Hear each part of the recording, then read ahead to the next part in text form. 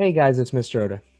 In today's lesson, we're going to be going over topic 3.7, total fertility rate. So, our learning objective for this lesson is going to be to explain the factors that affect total fertility rate in human populations.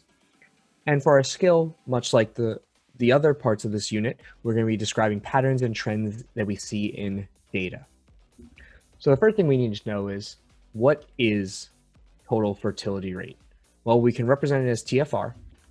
And what it is the average number of children women in a certain country will have in their life. So when you look at these numbers, you're mostly going to see them in decimals. That's because that's an average. So each number represents how many offspring an average woman is going to have in her reproductive lifespan, which, as we learned from the last topic, is anywhere from age 15 to around 45. One important thing to note about fertility rate and how many offspring a woman has is that when you look at a country, 2.1 is the magic number for replacement level.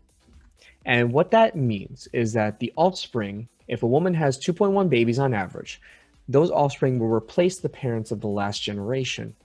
And if you see that, what you're going to have is a country that's at a stable population growth, or I'm sorry, a stable population where there will be no growth, because the parents will die off, the two offspring will replace them, and there will be no growth.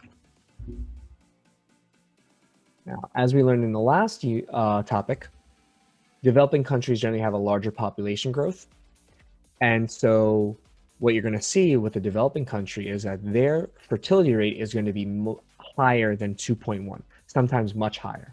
As you can see in the image here, countries like Niger, Afghanistan, they have population or fertility rates above 6.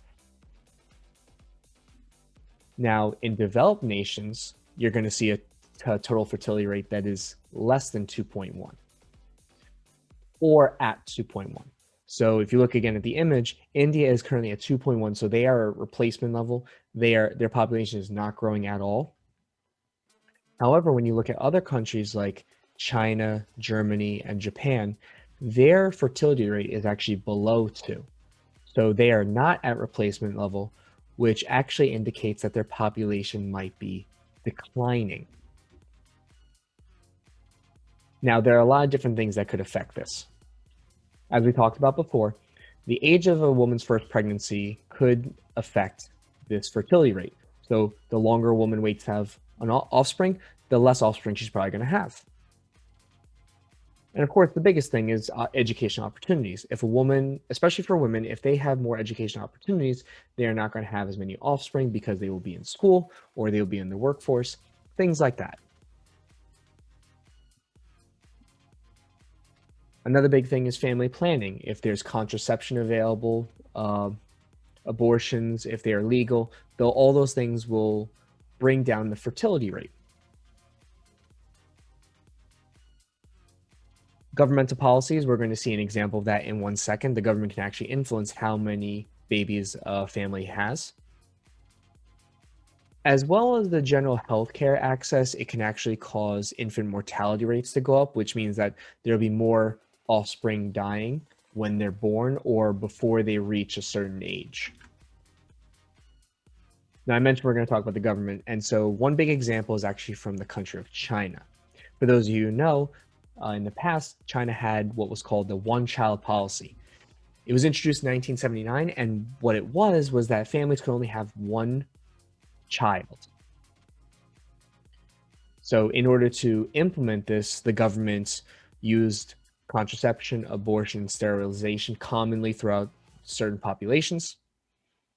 Also, families that broke the one-child policy and had 2 or more were actually fined a lot of money. On the flip side, if a family did only have 1 child, they were rewarded with both money and other government benefits. So families were incentivized to only have 1 offspring. And of course, all of this was done to try to control China's growing population. China is one of the most populous countries in the world, and the government was worried that with too many people, there would be a lack of resources. Now, the one-child policy was abolished in 2015, so they got rid of it and allowed families to have more than one child. However, my question for you guys is, why do you think China abolished this policy? Why do you think they let families have more than one offspring? Right? If you guys remember from the previous slide, we talked that China has a declining population right now. Their fertility rate is about 1.5. So now the opposite problem is happening where China is afraid that their population is going to decline too much. Now, on that note, let's look at what the world looks like. So in terms of the whole world globally, overall, the total fertility rate has been lowering over time. In 1950, it was at about 5, so 5 offspring per woman on average. In 2000, it was down to 3, and currently it's at 2.5. The question for you guys is, what are some possible reasons for the drop in total fertility rate of the entire world? Hopefully from a few slides ago, you remembered the things that could bring down the fertility rate. And now to close out with this, we're going to look at another data set for 4 different countries: China, Japan, Kenya, and the United States. And we're going to look at their fertility rates. China has 1.6, Japan has 1.3, Kenya 5.9, and the United States at 2.0. There's also more information there that we will go over more in depth later on, but you can look at the birth rate, death rate, and things like that. For question 1, which countries have a growing population? And which countries have a declining population? And how can you tell? For question 2, what country is the closest to replacement level? And for question 3, try to identify some potential reasons for the difference in TFR between Kenya and Japan. Again, Kenya is at a 5.9 and Japan is at a 1.3.